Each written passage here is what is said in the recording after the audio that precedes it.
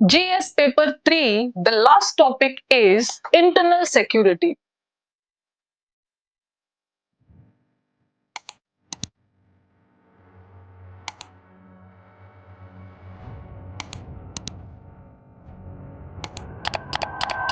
What UPSC says in its syllabus, the last word of UPSC's topic is security, suraksha.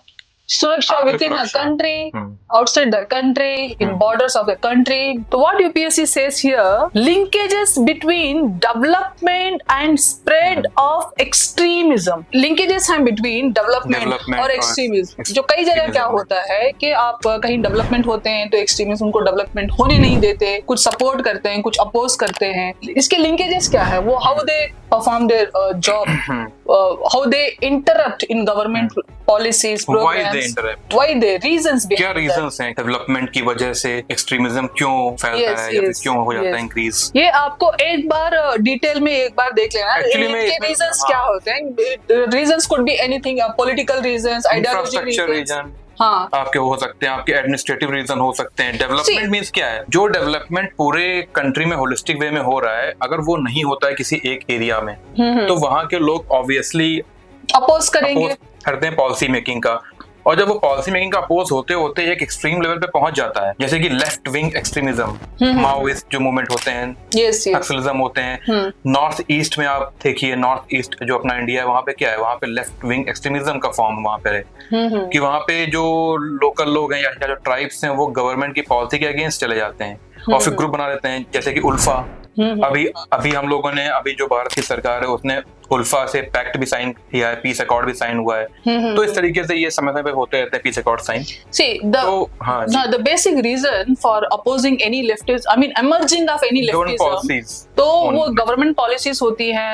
any development which is not required there, they do it, they impose the development, they impose the infrastructure which is even not required or even not needed. इस तरह की चीजें होती हैं, कई policies होती हैं, programmes होते हैं where the local people start opposing and few of like angels come and support in them, they stand with them, तो उनको एक सपोर्ट मिल जाता है. तो ये एक चेन होता है opposing the government. कई जगह ऐसा होता है कि who are sitting in the center, who are sitting in the state, उनके बीच में कॉन्फ्लिक्ट को लेके लोकल रीजन में अपोजिशन स्टार्ट हो जाता है. ये सारी चीजें होती हैं.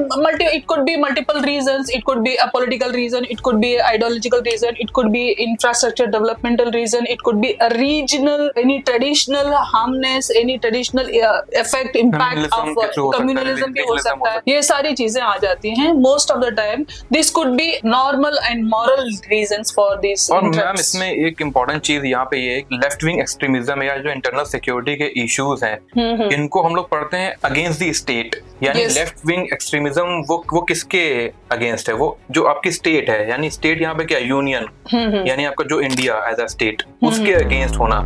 तो ये यहाँ पे पढ़ना यहाँ पे जरूरी है. तो अब जैसे कि अभी हम लोग पढ़ रहे हैं क्या रीजन हो सकते हैं या लिंकेजेस बिटवीन डेवलपमेंट, इसके रिस्पॉन्सिबल फैक्टर्स हैं, factors responsible for spread of extremism and steps that can taken to reduce the spread of extremism due to under development. अब वही मैं बताने जा रहा था यहाँ पे कि ये फैक्टर्स क्या हो सकते हैं. तो पहला बेसिक फैक्टर क्या है कि इंफ्रास्ट्रक्चर पुअर होना, लिंकेजेस ना होना. जैसे हमने आए दिन ये देखा है कि जो नॉर्थ ईस्ट के लोग हैं या जो पुअर स्टेट्स हैं, वहां पे क्या है, वहां के लोगों का मेन स्ट्रीम में उतना इंटरफेरेंस नहीं है. जो गवर्नमेंट की मेन पॉलिसी है वहां तक नहीं पहुंच रही है. पॉवर्टी है, अनएम्प्लॉयमेंट बहुत ज्यादा है, फैक्ट्रीज नहीं है, लेबर नहीं है, मतलब लेबर वहां भरा पड़ा लेकिन फैक्ट्रीज नहीं है. उन सभी को आना पड़ रहा है इंडिया के वेरियस जो आपके स्टेट्स है वहां पे. तो ये सारे इश्यूज होते हैं. तो बेसिकली नक्सलिज्म डेवलपमेंट हो जाता है. हाँ, और इसमें एक चीज और मैम है यहाँ पे कि नक्सलिज्म है और एक आपका और है जैसे आपका माओइस्ट मूवमेंट हो गया. अब देखो दो चीजें हैं, एक है लेफ्ट विंग एक्सट्रीमिज्म, वो आपका नॉर्थ ईस्ट में देखने को मिलेगा. वहां क्या है, वहां सीसेशनिस्ट, वहां पे आपके इश्यूज देखने को मिलते हैं कि वहां जो लोग होते हैं, वहां जो लोग हैं या वहां के जो ग्रुप्स हैं, वो कहते हैं हमें गवर्नमेंट के साथ नहीं रहना, हमें गवर्नमेंट से अगेंस्ट होना, हमें इंडिया से अलग होना है. सीसेशनिस्ट इसको बोलते हैं, मूवमेंट कहते हैं कि वो इंडिया स्टेट में रहना नहीं चाहते. नॉर्थ ईस्ट में 2-3 टाइप के इश्यूज हैं. एक तो वहां के लोकल का, ऊपर से वहां पे फॉरेन इन्वेडर्स भी हैं और रेफ्यूजीज भी हैं. रेफ्यूजीज भी बहुत ज्यादा आ जाता है, स्पेशली बांग्लादेश में. इलीगल माइग्रेंट्स कहते हैं, लीगल इमिग्रेंट्स, इलीगल माइग्रेंट्स कह सकते हैं. जैसे बांग्लादेश से आप क्या आ रहे हैं, रोहिंग्या आ रहे हैं, ब्रू आ रहे हैं, ये सब आ रहे हैं. तो ये सारे इश्यूज हैं. तो वहाँ पे मल्टीपल इश्यूज मर्ज होके बड़ा इशू स्टार्ट वही मैं बता रहा हूँ यहाँ पे कि यहाँ पे 2 टाइप से पढ़ना चाहिए बच्चों को। पहले तो नॉर्थ ईस्ट के जो इश्यूज है वहाँ पे क्या एक्सट्रीमिज्म का फॉर्म है, दूसरा जो अपने इंटीरियर आपका जो इंडिया है उसमें क्या एक्सट्रीमिज्म का फॉर्म है, ये दोनों तरीके से पढ़ना चाहिए। जैसे नॉर्थ ईस्ट में इश्यूज अलग हैं, लेकिन जो आपका इंटरनल पार्ट है, जैसे आपका हो गया वेस्ट बंगाल, आपका झारखंड, आपका उड़ीसा, आपके ये सारे एमपी स्टेट हो गया, यहाँ पे क्या एक्सट्रीमिज्म का फॉर्म है, यहाँ पे क्यों एक्सट्रीमिज्म है, तो ये दोनों पिलर को अलग अलग अप्रोच से पढ़ना चाहिए। हाँ, इंडिया में जो ज्योग्राफिकल लोकेशंस है इंडिया में, एक तो नॉर्थ ईस्ट है और साउथ एंड ईस्टर्न पार्ट, वो वहाँ पे नेक्सलिज्म है। झारखंड छत्तीसगढ़ वाला जो रीजन है वहाँ पे नेक्सलिज्म है because of minings and so much extreme extraction of exploitation of environment, people ज्यादा है, ट्राइब्स बहुत ज्यादा है वहाँ पे, ट्राइबल पीपल्स, एक्सप्लॉयटेशन है। कश्मीर में भी है जो लेफ्टिस्ट वहाँ पे भी है, तो वहाँ पे भी एक अलग अलग तरीकों से यहाँ एक्चुअली जो इंटरनल सिक्योरिटी के इशू है उसमें 2 चीजें बहुत ही सिंपल हैं। पहली चीज तो बॉर्डर एरियाज क्या क्या हैं, तो बॉर्डर कैसे हो सकते हैं, तो लैंड बॉर्डर हो सकता है, दूसरा आपका जो कोस्टल एरियाज है, मैरी टाइम जो बॉर्डर है वो हो सकता है।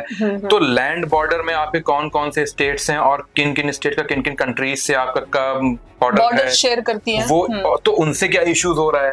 दूसरी चीज जो आपके कोस्टल एरिया जो मैरी टाइम आपके जो बॉर्डर है वहाँ कौन कौन से आपके स्टेट्स हैं और वो कैसे शेयर कर रहे हैं किन किन देशों से बॉर्डर, तो उनमें क्या इश्यूज हैं।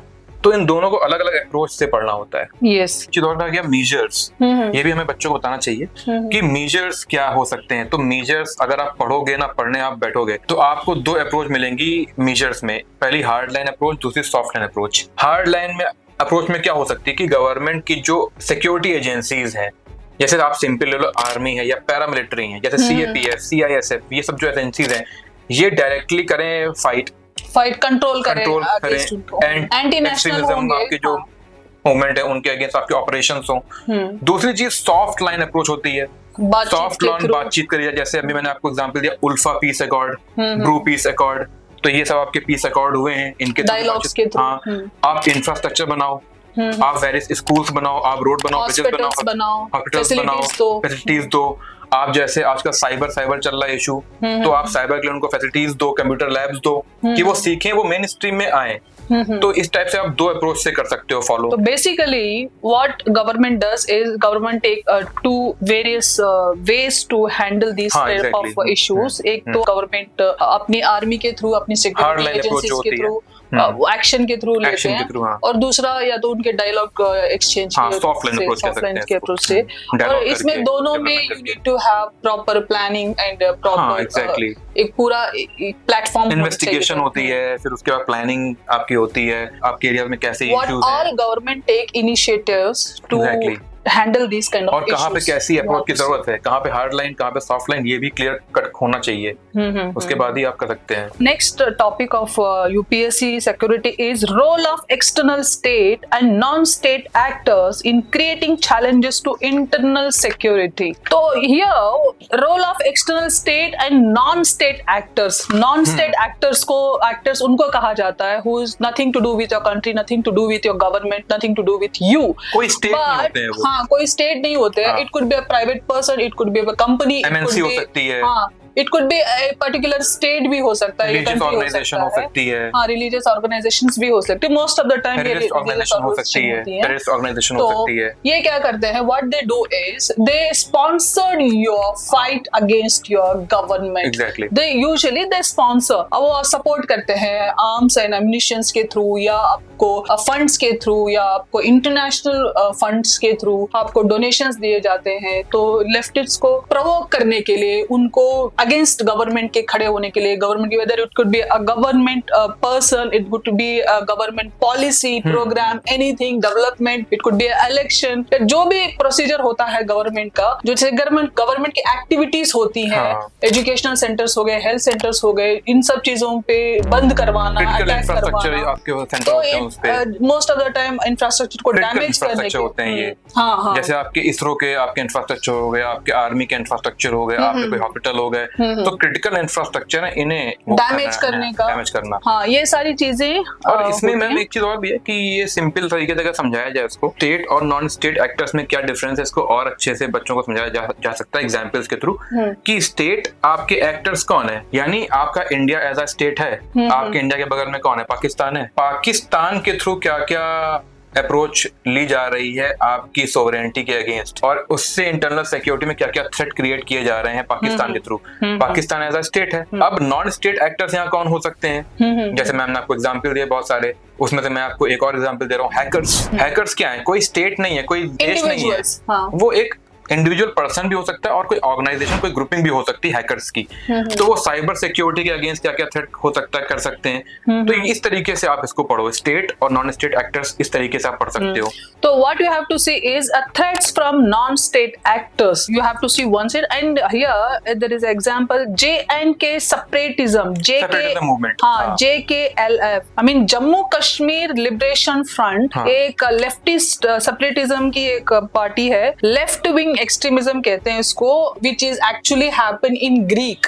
तो during world war second organisation जब हुए, कोल्ड वॉर के ड्यूरेशन में ये एक्चुअल में एमर्ज हुआ था। तो जो सेपरेटिस्ट होते हैं वो कोल्ड वॉर के ड्यूरेशन में हाँ। क्योंकि cold war, world war second was a big event, I told multiple time, it is a big event all over the world. So many countries got independent, so many countries have been divided their borders, they shared borders, they emerge as a new country, they born new country. तो ये बहुत सारी चीजें हुई international level पे changes. तो तब कई जगह पे in local regions, in international level, तो ये एमर्ज हुआ था, स्पेशली इंडिया में मैम कहां पे हुआ? रेवोल्यूशन। हाँ। हाँ, इंडिया में इट हैपेंड, इंडिया में ये वेस्ट बंगाल से शुरू होता है, रेड कॉरिडोर कहते हैं उसको, वेस्ट बंगाल, झारखंड, छत्तीसगढ़, MP, आपका उड़ीसा, तो रेड कॉरिडोर है पूरा। इंडिया में 3-4 जगह ये हुआ है। एक तो Kashmir leftist party, liberation party जो है एक वहां पे, और जो Pakistan after India got independence, when India divided into 2 countries, I mean 3 countries after few. ये आपने बहुत अच्छा पॉइंट यहाँ पे उठाया है कि जो लेफ्टिस्ट मूवमेंट है या जो लेफ्ट विंग एक्सट्रीमिज्म है, उसके सीट्स कहाँ पे हैं? पार्टीशन में उसके सीट्स हैं। पार्टीशन से ही वो शुरू हो चुके थे मूवमेंट। ये बहुत अच्छा पॉइंट आपने बताया। तो this is and north east insurgencies, जो नॉर्थ ईस्ट, आप you just now you told insurgency वहां पे हो रही है, इंसर्जेंसीज हो रही है वहां पे, सेसेशनिस्ट वहां पे मूवमेंट हो रहे हैं, सेपरेटिस्ट मूवमेंट हो रहे हैं। So you have to see that also. It is very important. See, what you have to do is, I tell you one thing, the basic reason. So first, see the background. What India is, its geographical location, its history. Read history properly and you will understand separatism, you understand leftist, what happened, why the reason behind why they're coming to India, reason behind why the, जैसे कि बोलते हैं ना घुस बैठी है, illegal immigrations हैं, ये सारी चीजें you understand it when we are seeing the developments of India after independence. Earlier we were fighting for roti kapda makan, then we started fighting for food security bill, now we are fighting for cyber crimes. तो this is the scenario, ये procedure है पूरा, एक के बाद एक के बाद एक के बाद। तो अब यहाँ पे एक चीज आप देखो कि एक इंसिडेंट के बाद दूसरा इंसिडेंट, दूसरे इंसिडेंट के बाद तीसरा इंसिडेंट, ये एक चेन की तरह तब से आ रहा है। And what today is facing problem is a result of yesterday's plannings, yesterday's decisions. तो उसकी वजह से आज ये सारे issues, if you see the background, the decisions what we have taken in past, वो आज उसका रिजल्ट है। आपको आसानी हो जाएगी समझने में इन सब चीजों की। इस पॉइंट पे मैम एक चीज और भी यहाँ पर है समझनी जरूरी, कि जो चैलेंजेस हैं या जो रोल है आपके एक्सटर्नल स्टेट और नॉन स्टेट एक्टर्स का, और उनसे क्या क्या इशू क्रिएट हो रहे हैं। तो कुछ सिंपल, कुछ कॉमन इश्यूज हैं जो आपको पता होने चाहिए।